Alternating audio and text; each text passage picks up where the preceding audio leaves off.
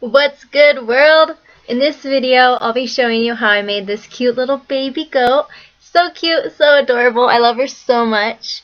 This is also a continuation from a previous video that I made last year of my little bunnies. I'll be sure to link them below. So I found the baby goat at Dollar Tree mixed in with all the Easter stuff.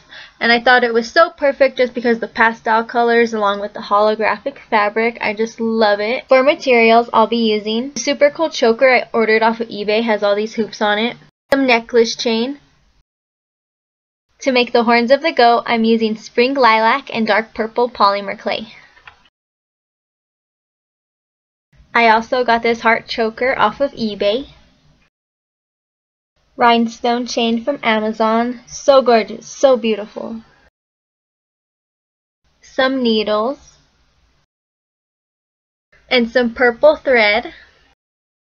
Alright, let's get into it. So the first thing that I'm doing is rolling out both colors of my clay into long logs. Want them kind of thick, but not too long. Like, picture how big you want the horn and then go at it. So I cut the logs of clay into even parts and then I'm rolling them into balls again.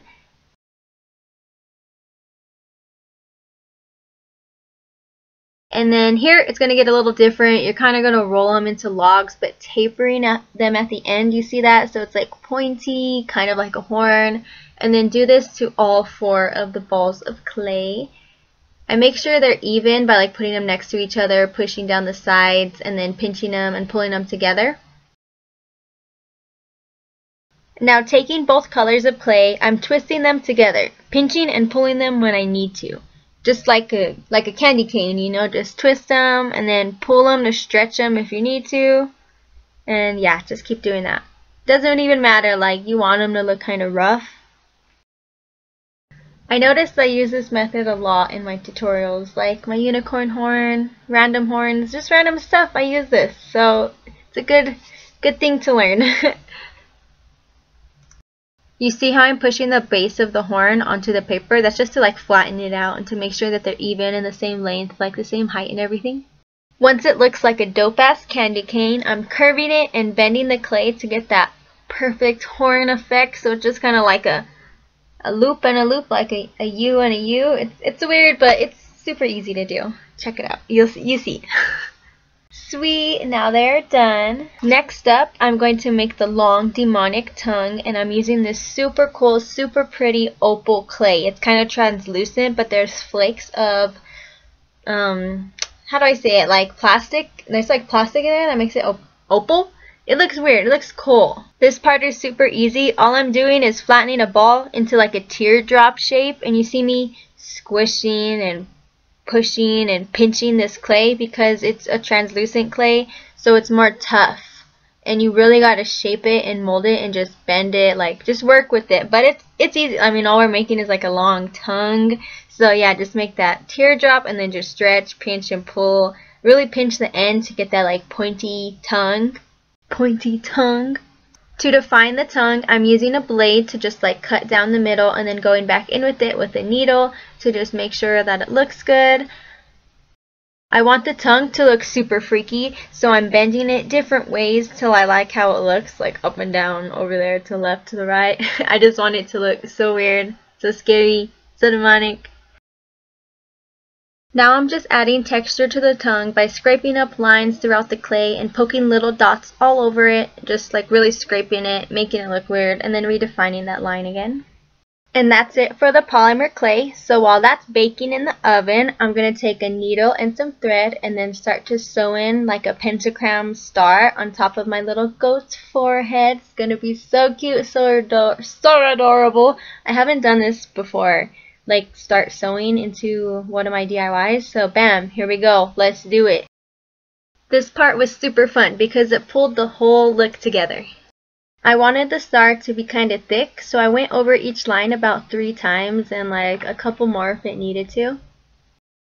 Also, I'm adding clear nail polish to the parts where I had to tie the knots. Shout out to you if you watched the video from last year where I made the 2 little bondage bunnies. They're really cute, and I know this is like a whole year later, but hey, it's something a little different but still basically the same and still my style. I don't know, I just wanted to put it out there.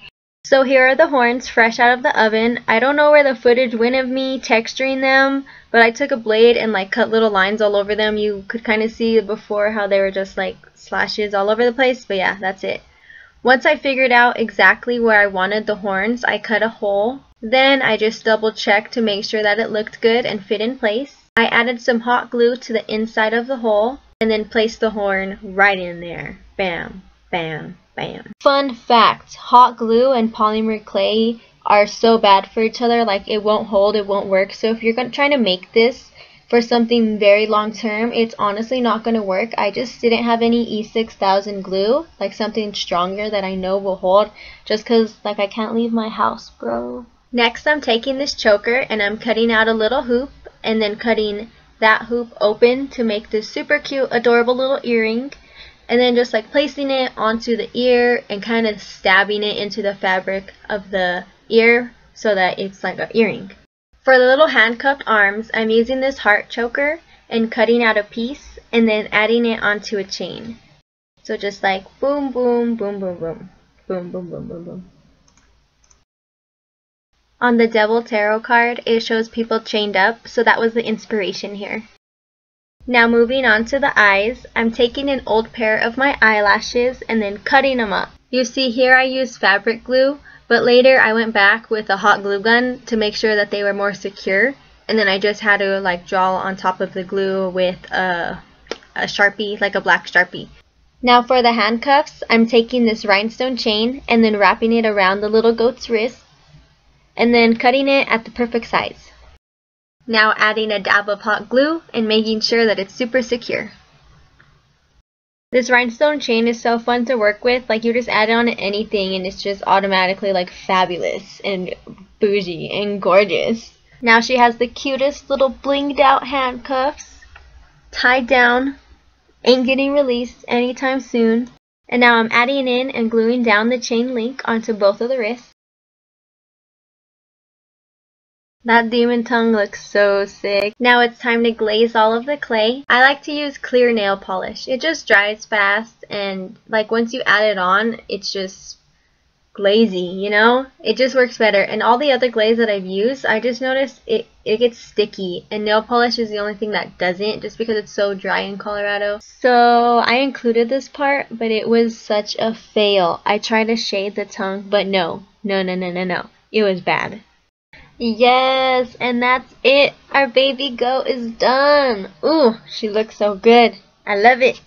It snowed on Easter, but she looks so good outside in the snow playing around. And here she is with all of her friends. Check out the video I made of these two bondage bunnies, by the way. If you like this video, pretty please subscribe. Also leave a like to send this video out into the universe. And leave me a comment letting me know out of all of these three, who is your favorite little baby? Be sure to follow me on Instagram, and thank you guys so much for hanging out with me. Peace.